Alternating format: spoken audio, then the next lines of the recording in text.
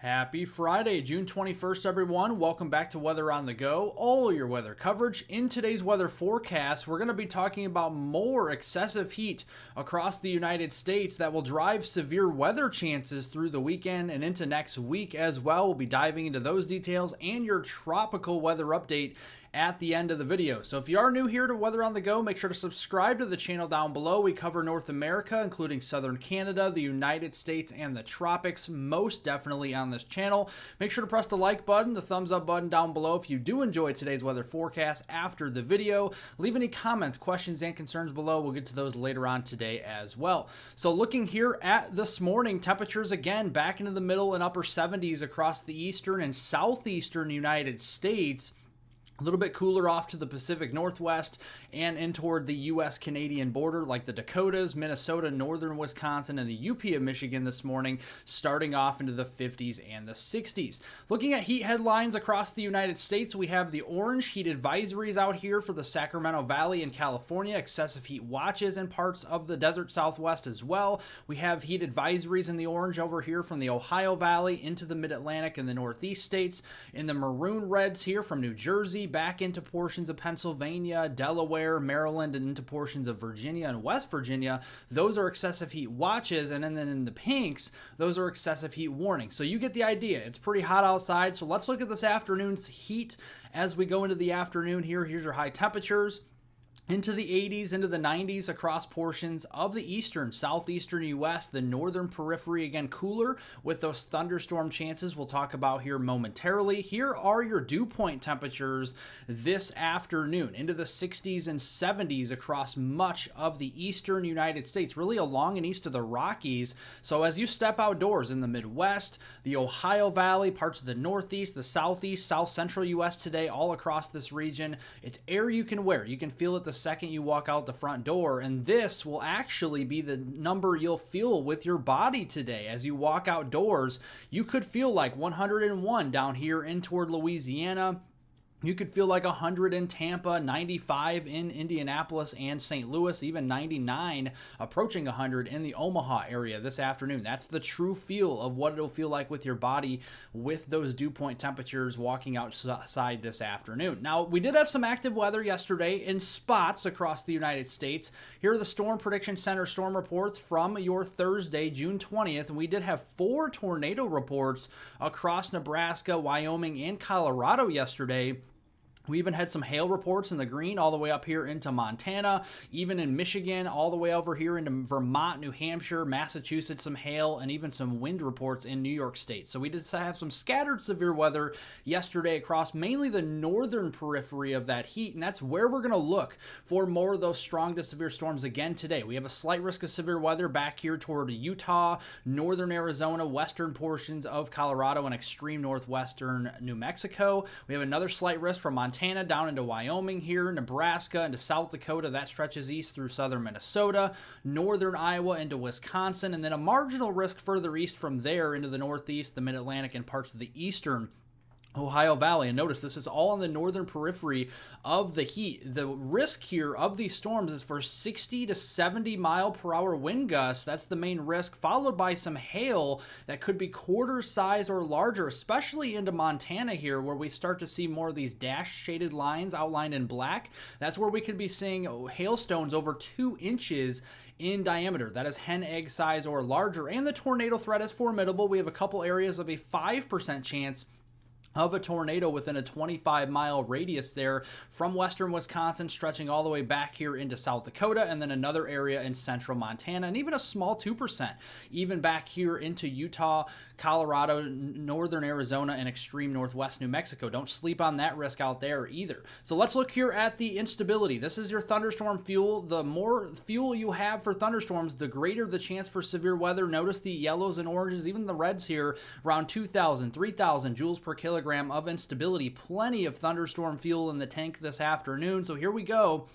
Looking at scattered thunderstorms across the Rockies and then across the northern periphery of all the heat, right? So it's pretty dry across the south, a lot of sinking air, lots of sunshine, and lots of heat. You look to the north, scattered thunderstorm clusters from the Dakotas into Minnesota and Wisconsin, and then more scattered activity from Ohio eastward there toward Boston as we go into the afternoon. Some of those thunderstorm clusters this evening will have a tendency to drop a little bit further to the south and east into more of Iowa, maybe grazing with a glancing blow across northern Illinois into southern Wisconsin this evening, and then another cluster moving across the Hawkeye state of Iowa, at least the western and central part of the state, so areas like Fort Dodge, Omaha, over there toward Des Moines may get a little noisy early Saturday morning with the thunderstorms out there as we enter into Saturday for the weekend. These clusters of showers and thunderstorms will likely produce some very heavy rainfall. Notice as you walk outdoors, you can feel the mugginess in the air. That is all of that moisture that these thunderstorms are going to wring out like a sponge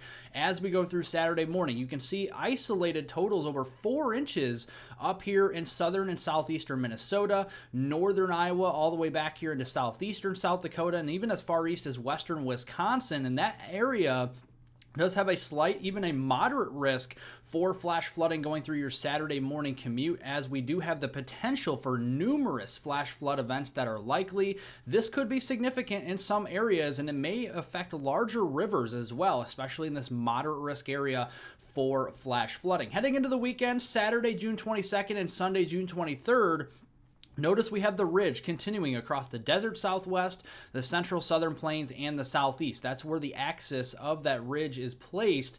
And then the northern periphery is still up here toward the upper Midwest, into the Great Lakes and Ohio Valley. Let's look first at our temperatures for the weekend. So on Saturday, June 22nd, a lot of 90s out here where you have the high heat and a lot of sinking air, lots of sunshine out there. Here is what the air is really going to feel like to your body out there as we go into Saturday afternoon. From Iowa southward, we're going to see temperatures along the Mississippi Valley over 100 degrees Fahrenheit with your heat index. And then as we go into Sunday, the higher heat moves a little bit further off to the west and southwest, some cooler, more refreshing air and a reprieve from the heat for the Great Lakes region, parts of the Midwest and Ohio Valley, and even the Northeast at times as well. As we go into Sunday, there's your heat index values for Sunday afternoon and evening. You can see over 105, approaching 110 at 108 there in Tulsa as we go into Sunday afternoon. That's what it'll feel like to the body as we go later into the day on Sunday. We are tracking some storms to the northern periphery of the heat there. We have a cold front moving through the Midwest as we go through Saturday. That'll sweep through the Ohio Valley on Sunday, and along and ahead of that, we're going to have a lot of that thunderstorm fuel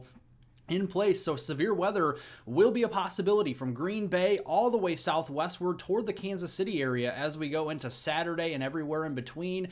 And you can see that Saturday afternoon, we're going to have some isolated scattered thunderstorm activity. Some supercell thunderstorms will be possible along and ahead of the cold front. This will grow upscale into a squall line. So areas like Milwaukee, Rockford, Chicago, back there towards Cedar Rapids, Iowa, and then some isolated supercells back toward the Kansas City area will be possible Saturday evening. Along the line, the leading edge, we could be seeing wind gusts 60, 70 miles per hour at the strongest, quarter-size hailstones, and possibly a few spin-up tornadoes as well. And then as we go into Sunday, marginal risk from severe weather for basically the Paducah area and near Nashville, all the way north and eastward toward Boston, in toward Philadelphia, Baltimore, New York City, and Hartford. So we're going to be watching out for that as we go into Sunday. Right now, looking for spotty storm coverage Sunday afternoon. Sunday evening, pretty spotty, pretty scattered out there from Tennessee, north and eastward through all the way into the state there of Maine. So looking at the rainfall amounts with this cold front as it passes through this weekend,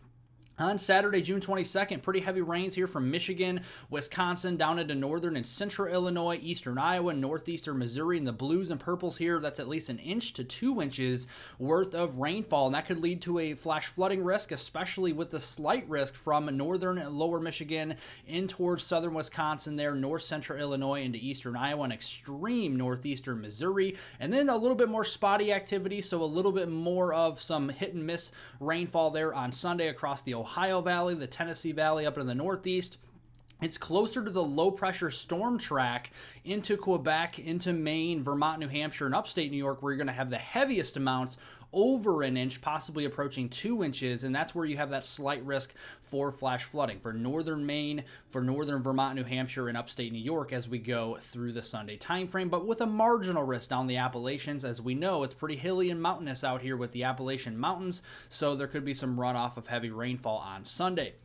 Heading into next week, the heat relaxes a bit across the east. In the center of the dome of high pressure, the heat dome will be further off to the west, looking at those temperature anomalies well above normal. And early next week, namely the Monday time frame on the 24th of June, you can see a lot of 90s and similar areas that we see today. Going into the middle of next week, we're going to have a frontal boundary start to drop southward from Canada into the Midwest and eventually toward the mid-Mississippi Valley. And that's going to be a battle of the air masses, so we're going to watch out for showers and storms. More on that in a moment.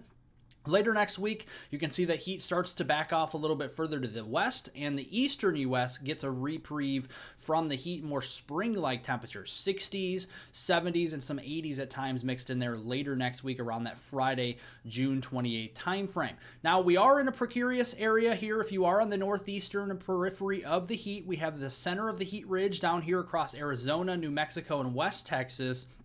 And the northeastern peripheries, we're going to watch for that instability to really grow. This is your thunderstorm fuel, and the brighter the color, the better the chance. And you can see it's basically maxing out down here around 6,600 joules per kilogram as we go in, especially Monday, June 24th and Tuesday, June 25th here early next week. And we have to watch this. With the high pressure further off to the west here in the Four Corners region, this is a potential for those mesoscale convective systems, those complexes of storms, those lines of storms that could turn into derechos if they do move through an area long enough. It has to be over an area of around 2,000 miles long, so we'll have to keep an eye on that as we go into next week. One of those definitely could develop. Looking at the tropical weather update, the National Hurricane Center in Miami, Florida currently has a 60% chance of tropical development just off the coast of Georgia there near Savannah, Georgia, and then down here in the Bay of Campeche, western Gulf of Mexico on the east coast of Mexico, we have a 60% chance as well. Looking at the sea surface temperature anomalies and correlating with those areas of investigation, you do see that we do have the Savannah, Georgia area. The shelf waters there are pretty warm, so as the system approaches, it does have limited time, but some time to grow in intensity, maybe a tropical depression out of this, probably just some heavy rainfall. A little bit warmer shelf water still, even after Alberto has moved through and cooled us off a little bit in the northeastern part of Mexico's shelf waters, but central and southern Mexico shelf waters there on the east coast are still pretty warm and well above average. So looking first at some very heavy rainfall. So Myrtle Beach down to Charleston, South Carolina, and Savannah, Georgia, and then down toward Jacksonville Beach area. We could be seeing rainfall averaging around 3 to 6 inches. Locally, higher amounts approaching maybe double digits, up to 10 inches there in the places like Charleston, South Carolina, and Myrtle Beach as we go through Sunday, June the 30th. Now looking here a little bit further out, and you can see the other system down here will be producing some very heavy rainfall, not only for Central America here with the moisture, but the east coast of Mexico and maybe far southern Texas near Brownsville as well. We could be seeing several more inches of accumulating rain through your Sunday, June 30th timeframe. We'll keep a very close eye on that. Thank you all for watching. Make sure to subscribe to the channel down below. We do cover southern Canada, the United States, the tropics right here on this channel. We will not keep you hanging. We'll keep you covered with the weather all across the United States, southern Canada, the tropics this year. Make sure to give the video a like if you like today's weather forecast. Leave any comments, questions, and concerns below. We'll get to those later on today, and I hope everyone has a wonderful rest of their Friday out there.